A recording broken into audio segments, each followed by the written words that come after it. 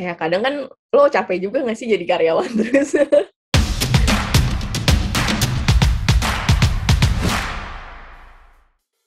Halo, nama gue Subasa, umur gue 27 tahun. Nama gue April, umur gue 38 tahun. Nama aku Arfi, umur 26 tahun. Nama aku Amanda, umur aku 29 tahun. Aku freelance di bagian sosial media. Sosial media gitu sih. Yang desain grafis. Sekarang lagi fokus nulis sih 2 tahun terakhir, khususnya skenario film, OTT, sama cerpen dan novel. Bikin konten, bikin planning konten sebulan, terus bikin campaign juga, misalnya ada hari penting apa. Lagi handle ada 6 klien, tapi mostly fashion sama F&B sih.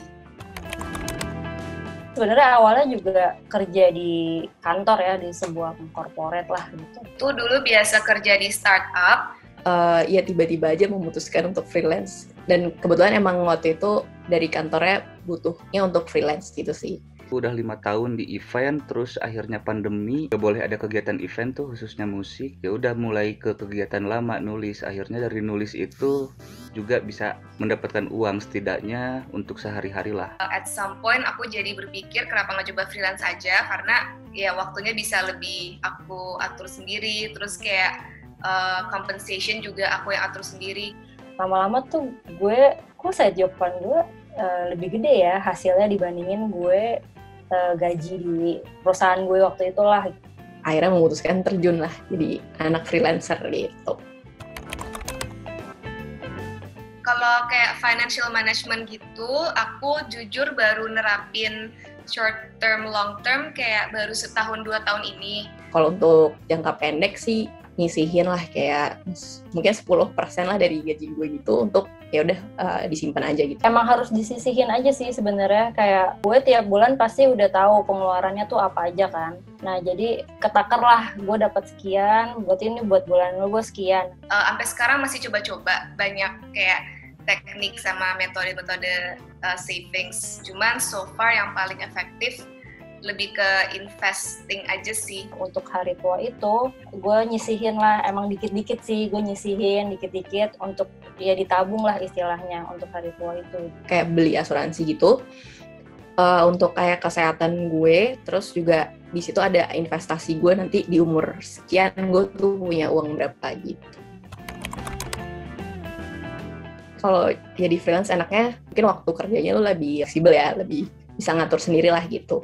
Kalau capek bisa buka YouTube dulu gitu kan, sambil baca manga atau anime atau baca buku. Kita juga bisa, aku kenal banyak orang, jadinya satu networknya tuh aku ngerasa lebih bagus dibanding kerja yang kayak corporate atau untuk company. Gue dalam pemilihan pekerjaan juga yang emang gue mau gitu. Misalnya bisa aja kan ada yang nawarin ngerjain ini dong, tapi gue nggak mau nih, gue nggak suka nih kerjanya, bisa gue tolak. Kalau nggak enaknya, karena freelance kan nggak pasti ya, kayak nggak ada kontrak panjangnya gitu, jadi lo bisa kapan aja, ya nggak tahu gitu kan, nggak ada yang tahu. Nggak enaknya banyak mas. Tapi intinya nggak enaknya itu adalah yaitu bagaimana kami para freelancer mengatur keuangan di jangka yang sangat panjang gitu. Susah nabung, intinya susah nabung. Nggak bisa mastiin tiap bulan tuh pasti dapetnya berapa tuh nggak bisa mastiin.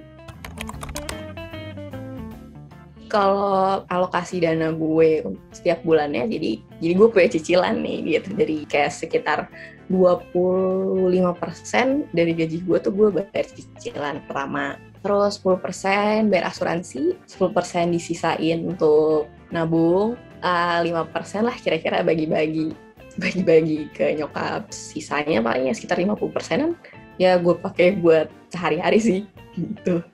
Nggak terlalu sedetail itu kok.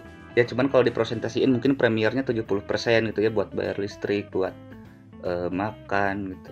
Sekundernya buat kuota wifi itu kan udah masuk premier tuh sekarang tuh. Ya sekundernya kayak buat beli baju baru, sepatu baru kayaknya 20-30% lah. Aku dulu nyisihin kayak misalnya 20% buat apa, tapi sekarang udah nggak pernah gitu lagi karena it doesn't work. Jadi sekarang aku cuman kayak alokasiin aja sih budget untuk A, B, C tuh kira-kira berapa? Terus Gue sih so far nggak pakai persenan, karena kalau misalnya lo kerja di kantoran kan lo jelas, misalnya sebulan taruhlah lo dapat 3 juta, sekian persen kesini. Gue selalu punya list. Nomor satu tuh pasti kebutuhan gue ya kayak makan, listrik di rumah, sama kebutuhan anak gue kayak misalnya buat pampers apalah gitu-gitu. Habis itu di bawah-bawahnya baru deh tagihan-tagihan lain yang berjalan gitulah. Kalau kebutuhan kirim-kirim uang juga sebenarnya banyak banget sih ya. Jadi gue suka transfer kan ke nyokap gue gitu. Kayak misalnya zakat orang tua, bayar tagihan misalnya TV kabel lah. Gue kalau transfer gitu ya, kalau beda bank gitu, gue kadang-kadang suka mindahin dulu ke ATM gue yang lain segitunya gitu kan. Karena lumayan kan, berapa ya, 6.500 atau 7.500 gitu ya kalau dari bank gue ke bank lain gitu kan. Ngayal-ngayal nih ya, gue kepengenannya sih pengen banget punya resort pinggir pantai sih kalau gue. Kayak ngurusin resort aja gitu udah. Pengen jadi penulis yang udah mikirin lah pajaknya berapa, royaltinya berapa gitu, udah mikirin lah ke wilayah-wilayah situ. Kalau sekarang kan masih belum, jadi lebih mungkin ke profesionalitas writing mungkin ya. kalau nggak jadi freelance, jadi business owner kali ya. Soalnya aku nggak ngelihat diri aku di kantor lagi, kayak udah kelamaan, udah dapet flow-nya gitu loh. Kayak kadang kan lo capek juga nggak sih jadi karyawan terus. Kan sekarang udah freelance tuh udah lumayan, lo bisa ngatur waktu lo sendiri gitu ya. Mungkin next ya enak juga sih kalau jadi pebisnis aja gitu, biar makin waktu lo bisa diatur sendiri gitu.